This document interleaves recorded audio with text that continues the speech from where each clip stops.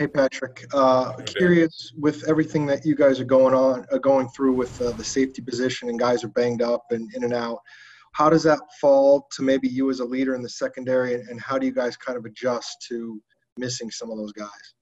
Um, missing three key players in our secondary definitely taking a hit. Well, four if you want to add Robert has definitely taken a hit thus far throughout the season. But we have guys that we're confident in. You got Curtis, you got DT, just signing TJ Ward here today, so who's kind of been in the system before. So we have guys that we're confident in that can go out there and get the job done. So the guys having a great week of practice so far, looking real good in their assignments, executing their assignments, and hopefully they can roll over into the game on Sunday so they can make some plays to help us get out of this little kind of injury funk that we're in right now. Hey, Pat. Earlier in the week, Cliff said they might be using Isaiah as a safety. Can you just talk a little bit about the challenges of, just in general, of going from one position that's kind of in the box out to safety, and kind of what you have to change as a player in terms of like eyes and what you have to be responsible for, that type of stuff? I mean, it can be difficult, moving from obviously being closer to the ball and being further away from the ball, so your vision can get a little bit wider. But Isaiah hasn't been at safety all week, so like I said, I believe we have enough guys right now on the back end to where we feel that we can get through this game with what we have right now at safety. So obviously we know Isaiah can play multiple positions, but we need to get him comfortable at one position so he can play fast and continue to stand on the field. So having a guy like Isaiah is definitely a plus for us because we can put him at so many positions. But I think playing him at linebacker is for now is best for him, so he can kind of get focused and learn one position, so he can worry about going out there playing fast versus doing all this thinking. Hey, Pat, how much do you know about TJ? And I'm sure you probably played in games against him. What kind of player are you getting in this cat? I played with TJ a couple years ago at the Pro Bowl, I believe, when the Pro Bowl was here in Arizona, if I'm not mistaken. I can't remember when it was, but I know I played on a Pro Bowl team with TJ before. Watched him play around the league. Seeing him in that Denver secondary when those guys were flying high with Talib and Chris Harris, and the list goes on. So I believe he definitely still has a lot left in the tank to where he can come out here and help this secondary out.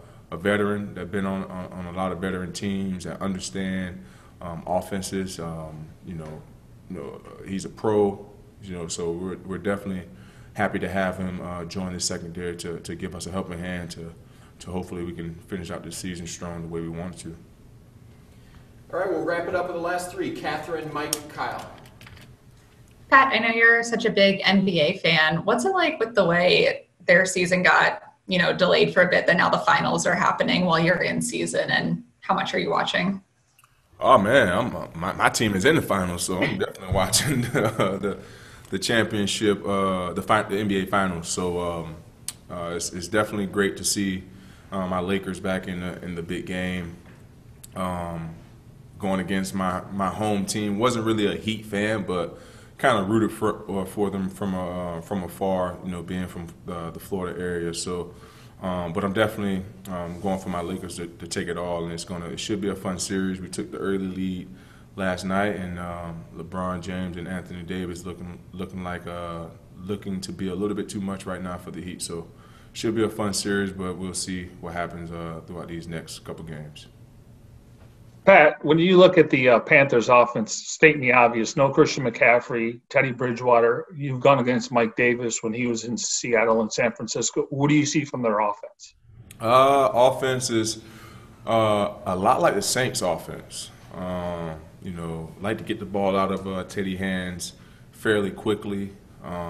Like to attack the middle of the field, inside the numbers, kind of. But we all know that, it goes through 22, but now with Christian being out, Teddy is playing a big role in this offense, having more control of the offense, throwing the ball, about 7 to 8 times more. So we know this offense definitely have big play capability with Robbie Anderson on the outside, DJ Moore. Then you got the slot receiver. I can't remember his name. The young second-year player. So they have speed that can take the top off defenses. So we definitely have our hands full. Hopefully we can go out there and execute our game plan to the full potential, and eliminate the big plays and get off the field on third down and be efficient in the red zone, and hopefully we can come out with a W. Hey, Pat.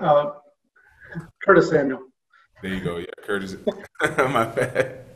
I know you went to Ohio State. He's a fat burner. He ran like a 4.31 or something like that. Yeah, he's a good player. Yeah.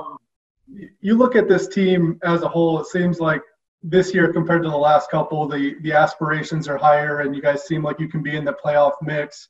I know it's early, but bouncing back in this game and getting a win, is that important since it's only a 16-game schedule in the NFL? Oh, it's definitely important because not only getting a bounce back win, but this is a 3-game road trip that we're about to go on. So to get the first one would definitely be a great start to this 3-game road trip and 3-game road trip.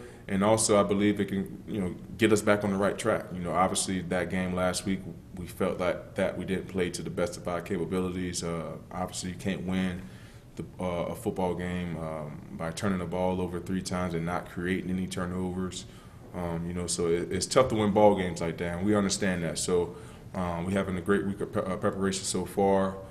We understand eliminate the turnovers, understand keeping the teams out of the end zone, and also winning situational football.